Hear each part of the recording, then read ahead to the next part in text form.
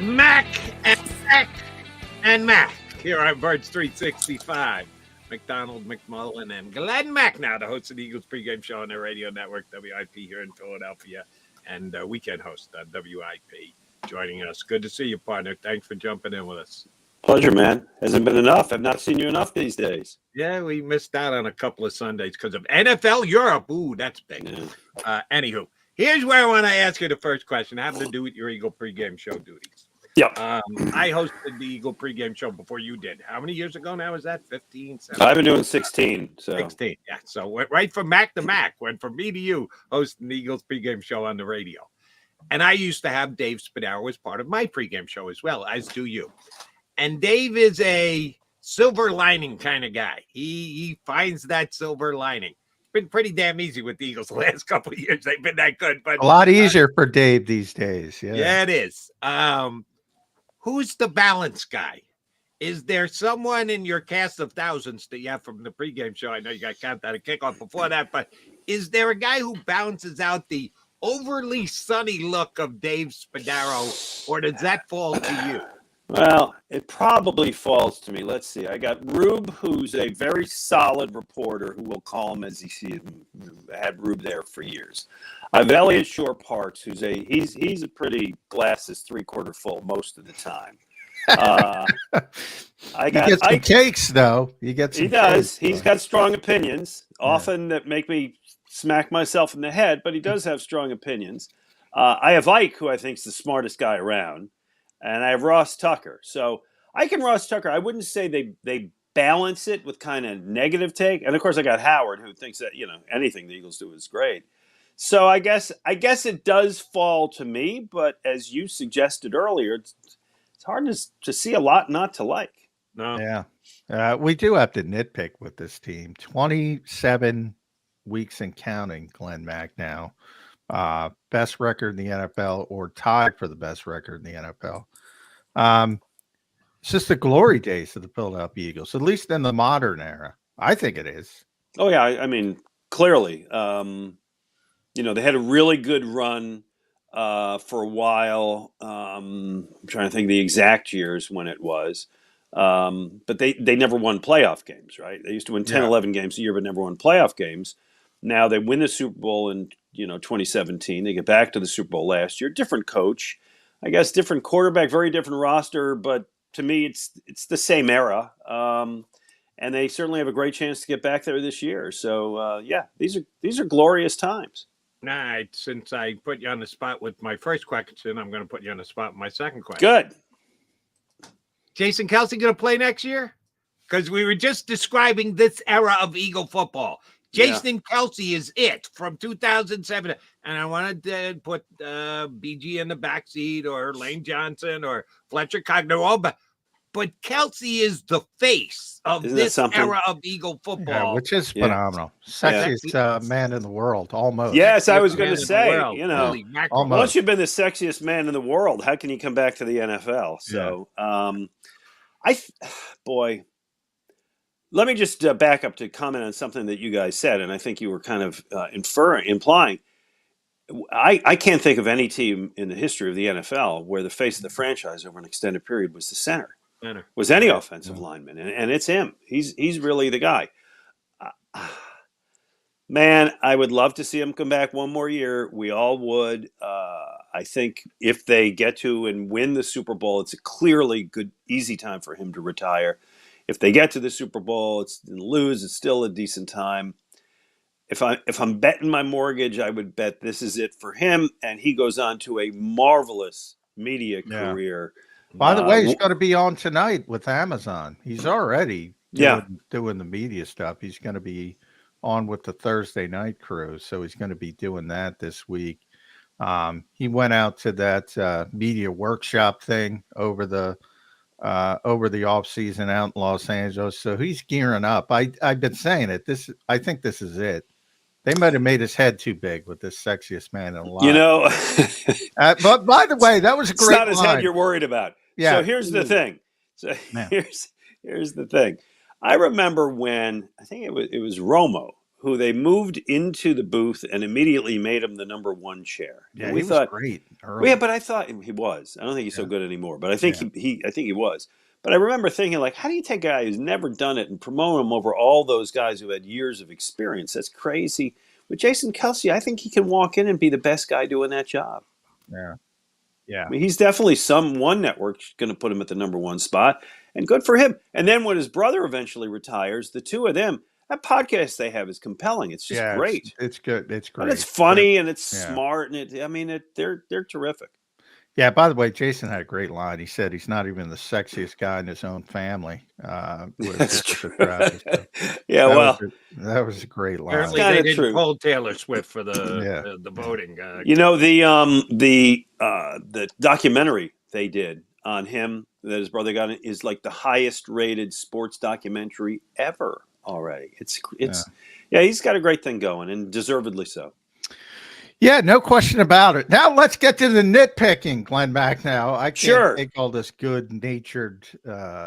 One thing we've been talking about, because it is the bye week, so it's always the self-scout. The Eagles are self-scouting.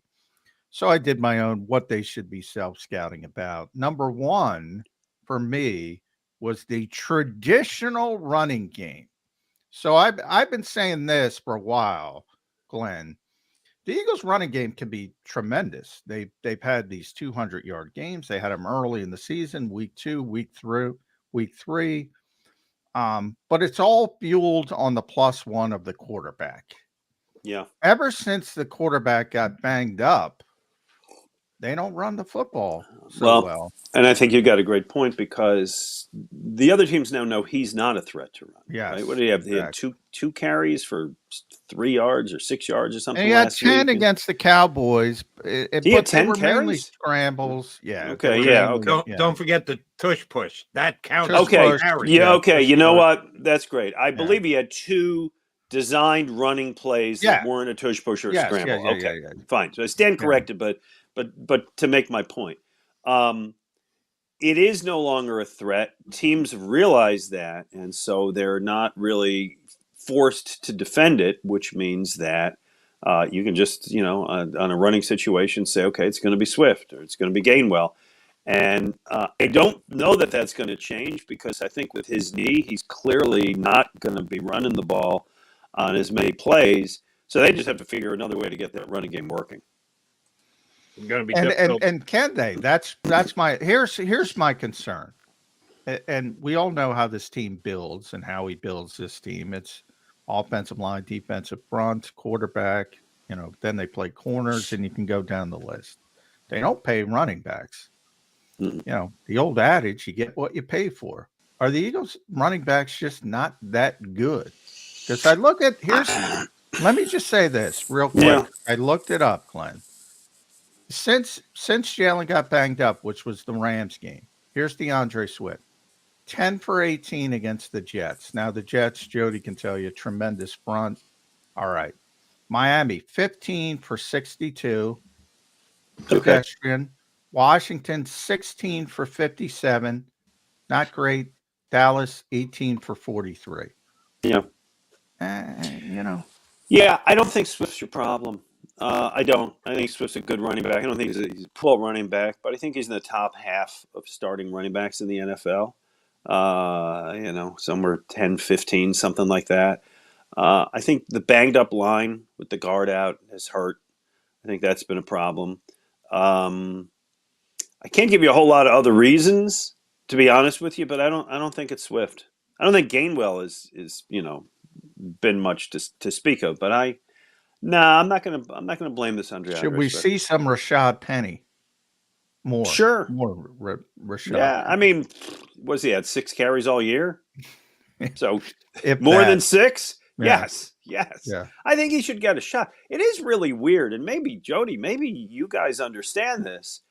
He came here with the highest per carry yards average of any active player and running back in the league. And I thought, okay, he'll get 100 carries for 500 yards, and that'll be really good. He's not going to get 20 carries. Is it that he doesn't understand the system? What is it? Can't block?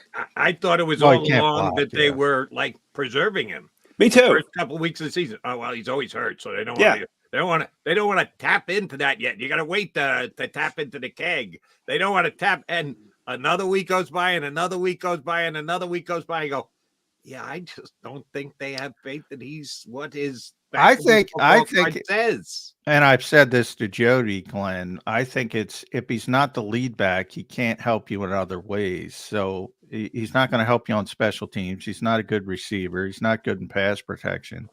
He's sort of an old school 2-down runner. So if he's not the lead back, okay, he doesn't help you as a role player. Yeah, but shouldn't there be that game where they say, okay, we look at this other team's defense and we think, he gets through that first level, he's going to be great.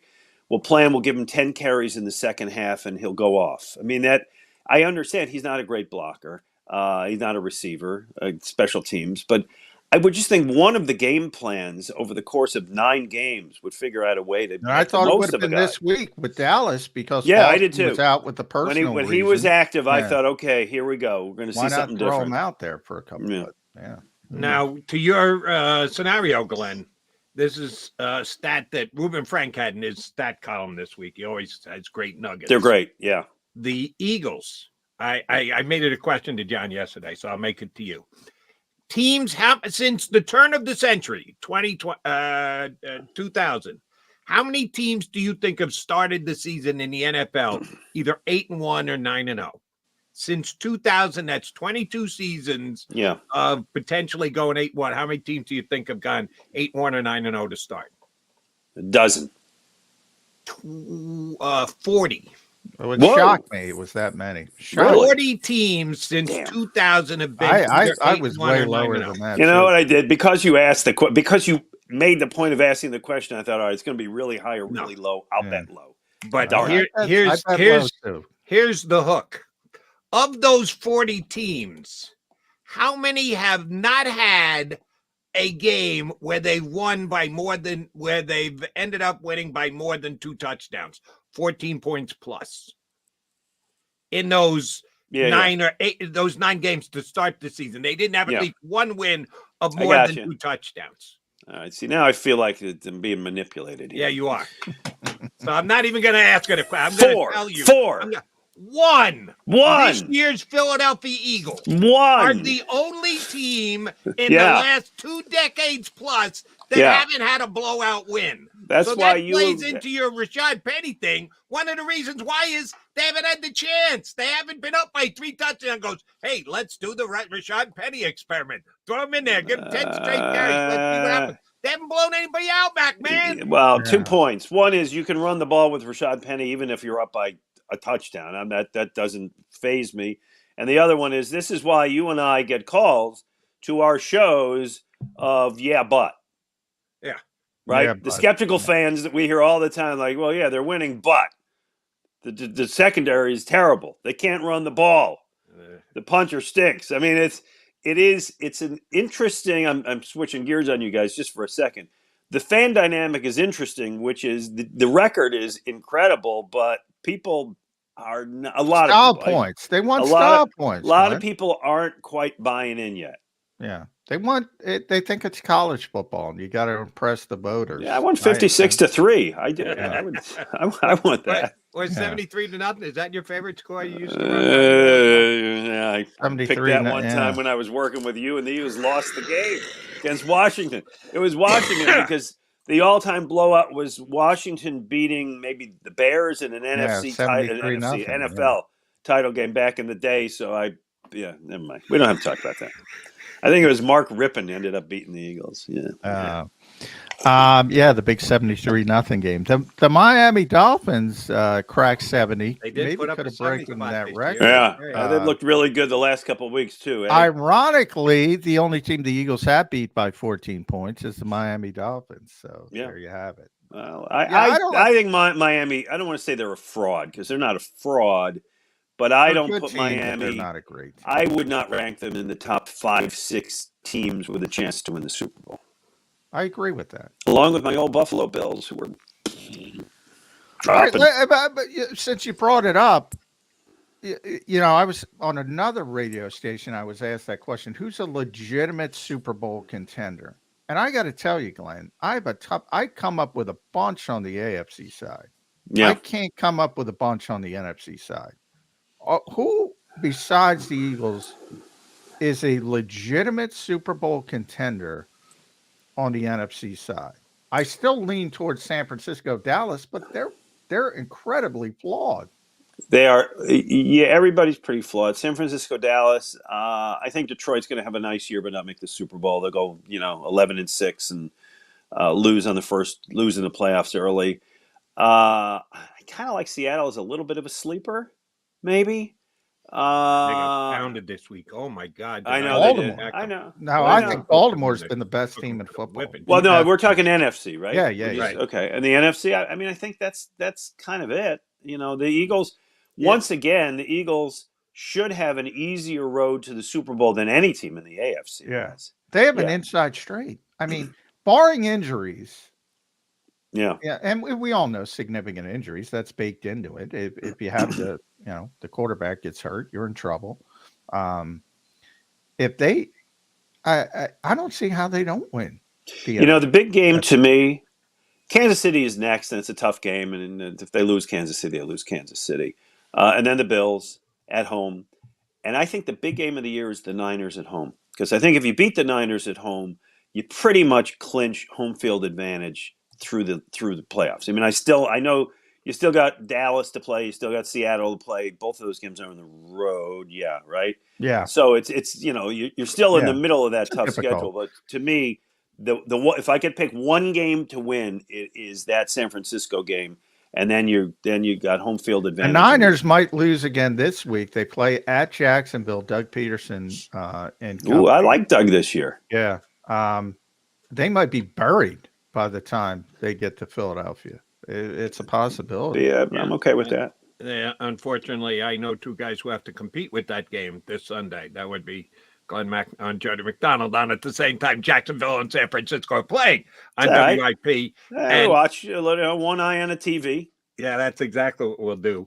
Beginning of the year, before the year started, I made 3 Super Bowl predictions, three wagers, I should say. Yeah. Eagles against the Jets. Yep. Aaron Still Rodgers alive. not coming back yet. Still alive. Alive by the skin of my teeth. Yeah. Eagles against the Dolphins, because that's the bet I made last year, so I had to go back to it again.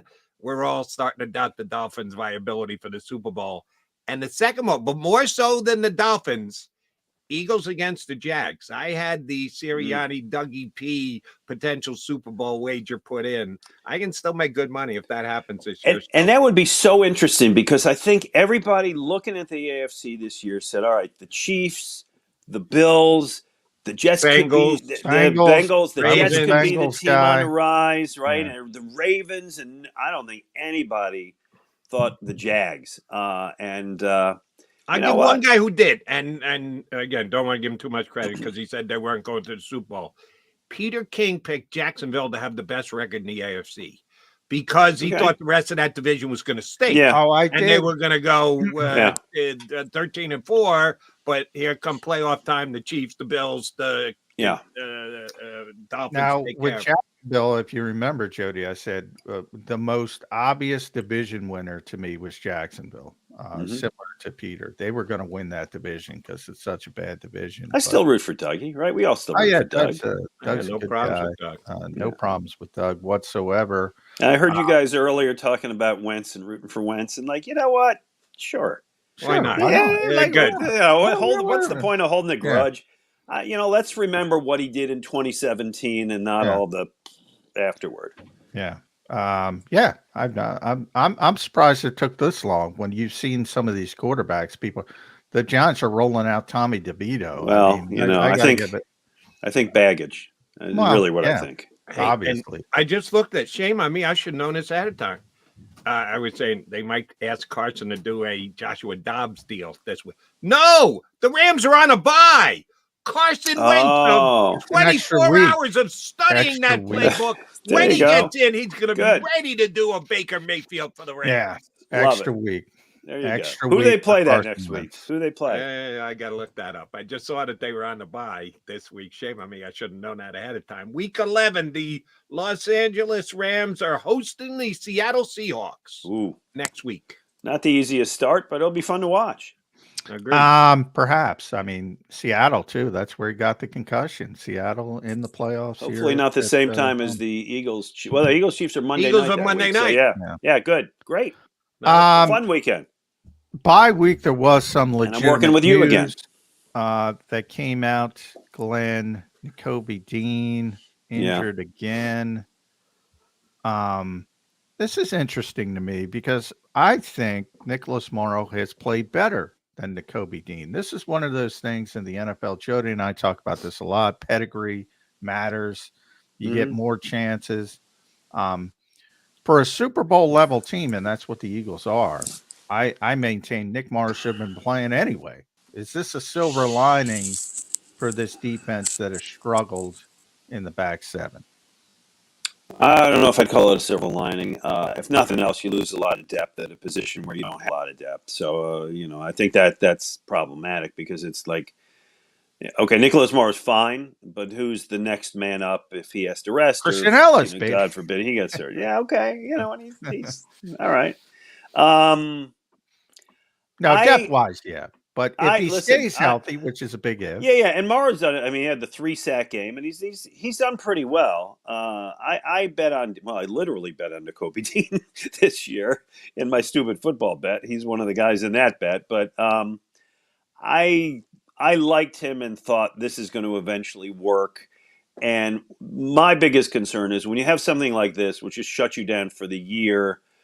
Yeah, he'll be back next year, but he's one step further behind, and I worry that the whole career, promising career goes down the drain. So in the short run, sure, Nicholas Morrow. In the long run, I really want to see Jakobi Dean work out. All right, G-Mac, I'm not going to go off on my long diatribe like I've done here on Bird 365 like I do on WIP. What do we got? ESPN's Power Index. That they put the numbers into a computer and somehow it spits out that the Eagles are the 7th best team in the NFL. 7th. Where are the Cowboys? It's at 6th. They're ahead of the Eagles. What happened? Did they play this year? Yeah, they have. And it's just ridiculous and asinine and shame on the ESPN. They should be embarrassed by it, and yet they put it up every single week. I'm glad you're not going off on it. That's right. Good. But I'll add to it. This week, Yahoo dropped them from number 1 to number 2. And I think it was USA Today dropped them from number 1 to number 2. Now 1, 2, what's the 7th is a spit in the eye. 1, 2 are fine. The Ravens had this unbelievably impressive win. Oh, Ravens are 1. Okay, yeah, Ravens should be 1, in my opinion. Over the Eagles? Yes, I think the Ravens are the best team in football. I'm actually okay with it. Yeah, I'm okay. I mean, again, right. It's not something you're going to go, what the F? Yeah. Well, the 7, the ESPN one is ridiculous. That's a what the F. Yes. Yeah. We all agree on that. But here's my point. Did Sirianni use this? Johnny and I discussed this a couple weeks ago. He admitted to it. He says he makes stuff up. We look for stuff to run by the player. Anything that we can use to hook ourselves into the underdog mentality, we use it, even if we need to make it up. Well, they don't have to make it up. They were actually dropped from number 1 to number 2 in 2 power rankings. Power rankings, truthfully, aren't worth the paper they're written on, but it is something that you can emotionally tie yourself to, analyze and the like.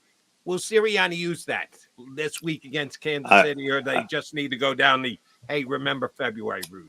I'm going to switch sports for a moment to make the comparison. It's a Garrett Stubs moment, which is and I've learned this over the years with players. I don't go into locker rooms as much as I used to, but I just remember any perceived slight that they can grab onto, they will do so, personalize it, and find a way to do the "we are disrespected" thing.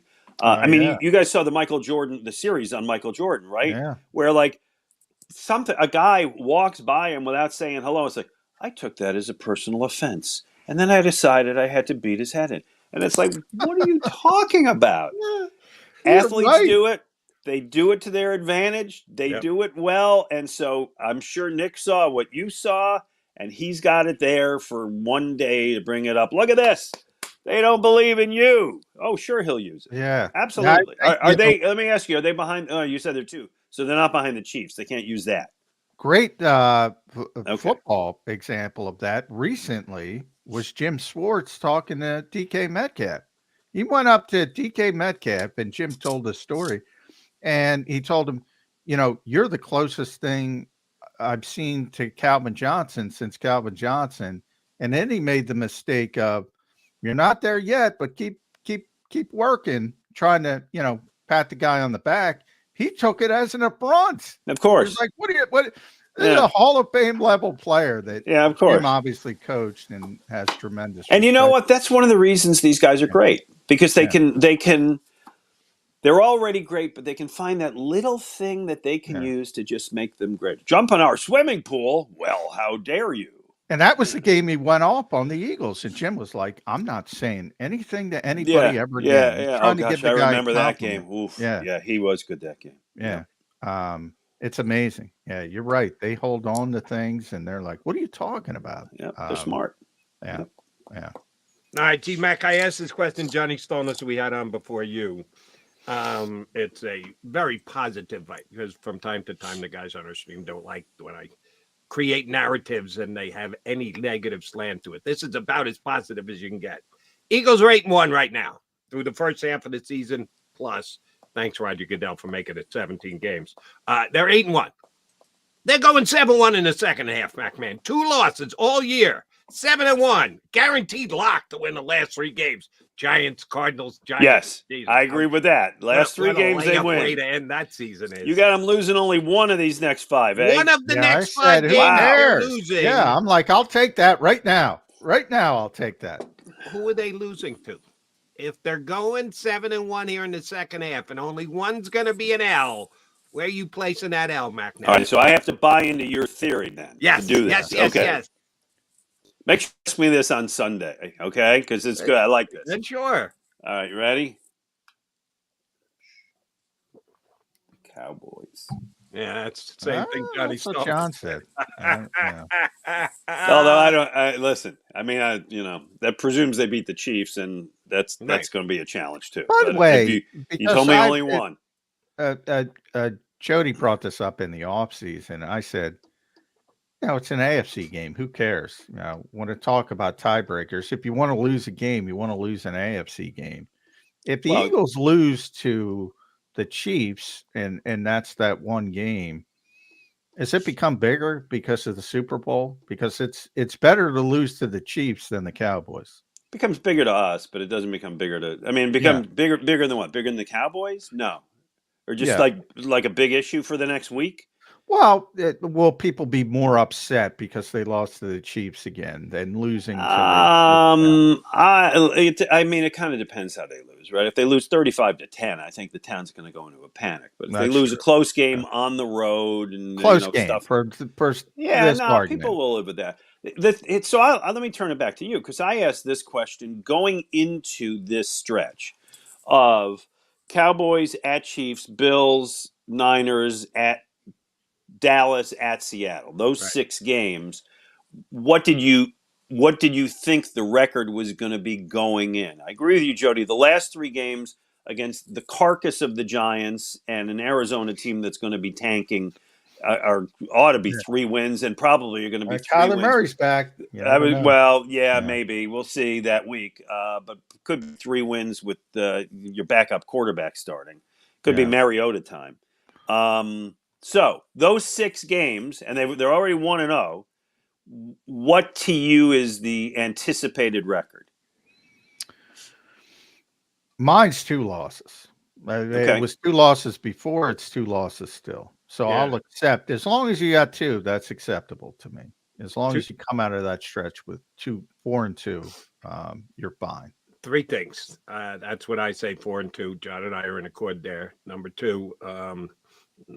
Kansas City game, the outcome of that game. You know what helps to determine how big a loss it is, if it is a loss this week? Does Detroit win?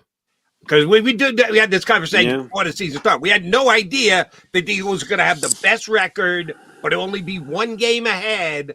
They lose, Lions win. Now you're tied for the best record in the NFC. So the circumstances around it do play into it. And number 3, week 18, game 16, so week 17, Name that tune. Clayton Tune will be back in at quarterback for the Arizona Cardinals. Yeah, but the Eagles might be playing their backups by that. I'm saying it's Mariota time because I think you got to clinch. I think 4-2 is good. 4-2 is what I hope to see. 3-3 is acceptable. Obviously, you don't want to do any worse than that. But yeah, I kind of went 4-2 in those games, and they're 1-0, so they go 3-2. Here's where 3-3 isn't acceptable. If the Lions go 5-1. Yeah, and they fall out of first place in the end, then the heat's going to be raised on this team going forward. All right, so you don't go back. You got to go back to work with Chelsea on Saturday and me on Sunday. Pre-game. I got to go shoot a beer show now. Oh, you're shooting a beer show? That's the best. That's the best time of your week, isn't it, Glenn? It's not a bad thing. Not a bad thing. All right, what time's the pregame show start next Monday when the Chiefs get underway? Next Monday, actually, we start at 6 because they don't cut into the afternoon show, so it's a jaunty 2-hour and 15-minute pregame show. Looking forward to it. But mostly, I'm looking forward to being back with you, man. We haven't done enough shows, so this Sunday is going to be a good one. With a half an eye on Dougie P playing the 49ers on Sunday. Should be fun. G-Mac, always a pleasure. Thanks, buddy. I'll talk to you. My pleasure, guys. Love you. See ya. The host of the Eagles pregame show on the radio, the Eagles Radio Network, Glen Macnow here with us on Birds 365. All right, quickie timeout. Come back. We will put a bow on the show here on Birds 365.